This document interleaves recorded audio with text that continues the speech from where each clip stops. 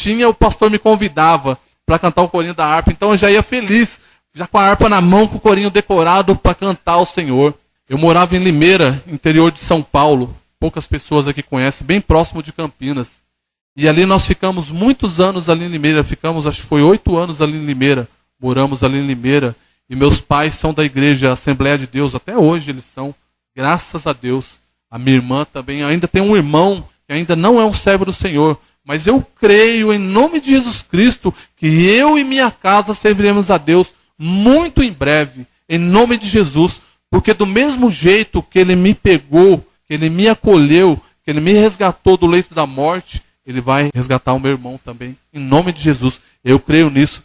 Se você tem na sua família um irmão ou um ente querido que ainda não aceitou Jesus, você pode ter certeza absoluta que muito em breve você verá ele aqui na igreja, chorando e bendizendo e louvando o nome do Senhor. Amém?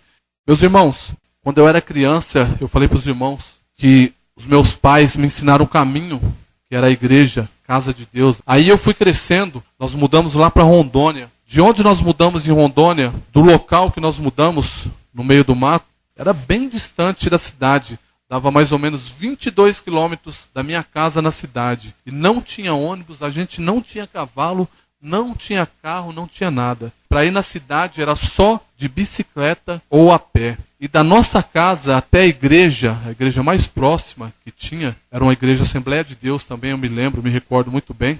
Dava mais ou menos 7 quilômetros, pastor, da minha casa lá. E nós só tínhamos uma bicicleta, em 5 pessoas. Mesmo assim, nós íamos 2 vezes por semana na igreja. 7 quilômetros. 2 ia de bicicleta e o restante ia a pé. Hoje, muitas das vezes, a igreja é do lado da nossa casa. Nós ficamos em casa. Estou cansado, não vai dar. Do lado de casa. Lá a gente andava 7 quilômetros para ir para o culto. E a maioria das pessoas lá, por serem pessoas humildes, pessoas da roça, pessoas pobres, não tinham como ir. Iam a pé, mas iam louvar e engrandecer o nome do Senhor. Aí eu voltei de Rondônia, eu tinha mais ou menos 13 para 14 anos.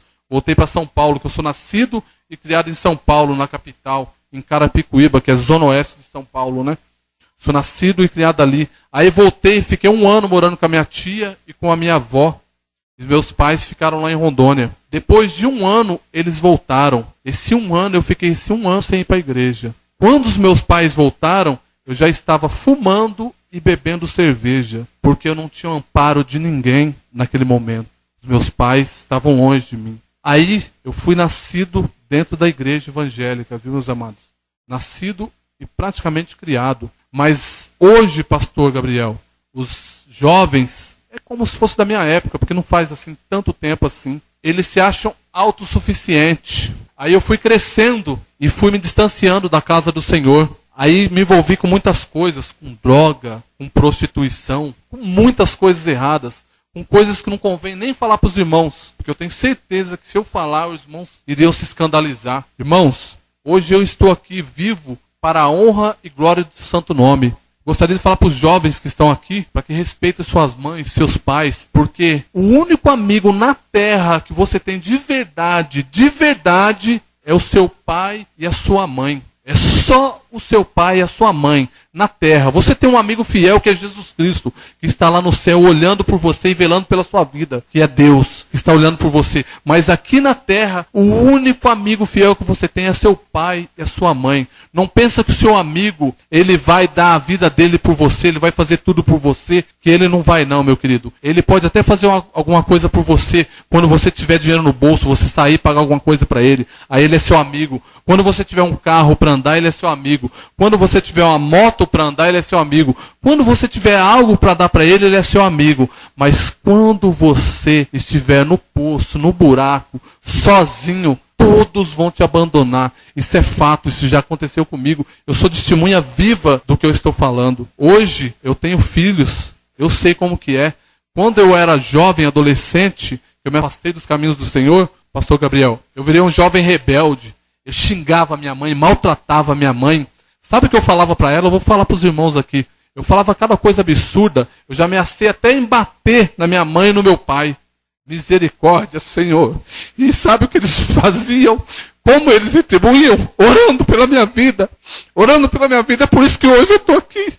não é para honra e glória minha, não. Quem sou eu? Não sou nada. A Bíblia diz que nós somos um vapor, meu amado, um vapor que aparece por um pouco de tempo e dali a pouco desaparece, e é a mais pura verdade. Nós viemos do pó da terra e para lá nós vamos voltar. A única certeza, meu querido, que você tem na sua vida nessa terra é a morte.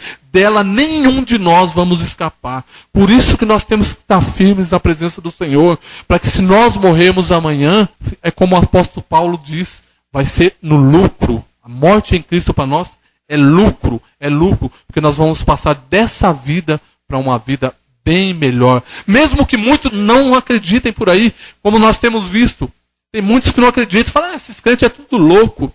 Louco, a palavra do Senhor disse assim, que Deus usa os loucos para confundir os sábios. Aleluias. Deus usa as coisas loucas desse mundo para confundir os sábios. Mas o fulano ele já matou, ele já pecou, ele era um tranqueiro, ele era um lixo. Agora está lá com a Bíblia debaixo do braço, com terno, querendo pagar de crente. Olha lá o crentão, o santarrão, o santão. Meu amado, a palavra do Senhor disse que os sãos não precisam de médico, mas sim os doentes. Você entendeu, meu amado? Meu amado, eu era o pior tranqueira da face dessa terra. Eu era um lixo, eu não prestava. Esses tempos atrás um amigo me ligou, ele me falou umas coisas que não me agradou. Eu falei para ele assim, não, mas agora eu sou crente, sou um servo do Senhor. Aí ele olhou para mim, mas ele deu aquela risada lá das profundezas. Não é culpa dele também. É o inimigo que faz essas coisas para desanimar a gente. E riu, falou que é nada. E falou meia dúzia de palavrão, xingou um monte lá e achou o bico. Aí eu continuei falando. Falei, não, rapaz, você lembra? Ele falou, não, mas você lembra que você fazia isso, você fazia aquilo lá. Eu falei, é verdade, eu fazia mesmo. Mas hoje eu não faço mais. Hoje eu tenho Deus na minha vida, eu tenho Jesus Cristo na minha vida. Deus me tirou, como diz no Salmo 40, me tirou do charco de lodo, do lamaçal, e colocou um novo cântico na minha boca. Ele me fez uma nova criatura. E eu falei para ele, e ele insistindo. Aí ele viu que não tinha jeito, ele começou a chorar. Aí esse dia, sabe o que ele falou para mim? Santo é o nome do Senhor. Sabe o que ele falou para mim? Ele ligou para mim e me falou, olha Beto, eu estou indo para a igreja, eu e a minha esposa, nós estamos indo para a igreja. Você sabia que é verdade tudo que você falou? Porque a gente fica no mundo só tem aflição, no mundo a gente é maltratado, é pisado. Na igreja a gente vai, aí vem o pastor Gabriel e abraça você, abraça a gente, ora, olha os irmãos, eles me tratam tão bem, olha o pessoal lá conversa com a gente, o pessoal quer saber do nosso problema e não sai contando para os outros. O pessoal ora por mim, ora pelos meus filhos, pela minha esposa, pela minha família. E olha que eu nem conheço eles, Beto. Eu falei, glória a Deus, santo é o teu nome. Tudo isso é para a honra e glória do nome de Jesus Cristo. O seu testemunho pode salvar vidas, meu querido. Eu tenho certeza que todo mundo que está aqui tem um testemunho para contar. Não feche a sua boca, não. Fala sim.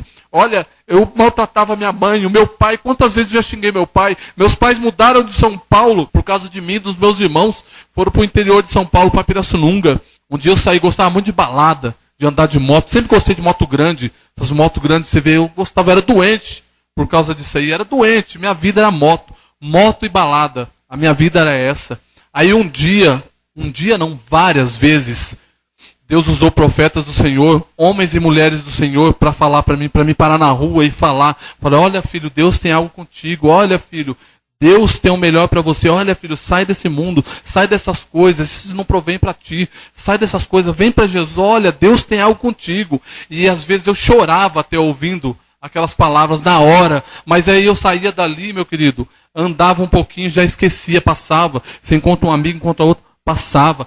Quantas e quantas vezes o Senhor não mandou pessoas virem falar comigo? Quantas e quantas vezes? Uma vez nós estávamos parados na rua assim, veio um homem, que até hoje eu não entendi aquele mistério. Veio um homem e nós estávamos numa roda assim de uns 8 rapazes, todos incrédulos. Não queria nada com Deus, compromisso com Deus, nada com Deus, nada com nada. Esse homem veio e começou a conversar com nós. Começou a conversar e falar e tal. Daqui a pouco ele começou a falar de Jesus. Aí uns 2 olhou assim e falou, nós vamos embora, esse cara vai começar com essa conversa fiada aí. Meus irmãos, Deus usou esse homem de tal forma ali, 5 minutos de palavras que ele falou para nós, deu vontade de a gente cavar um buraco e entrar dentro do buraco. Esse homem falou de Jesus para nós de uma maneira tão profunda que nós ficamos sensibilizados com a palavra de Deus. Eu vi ali irmãos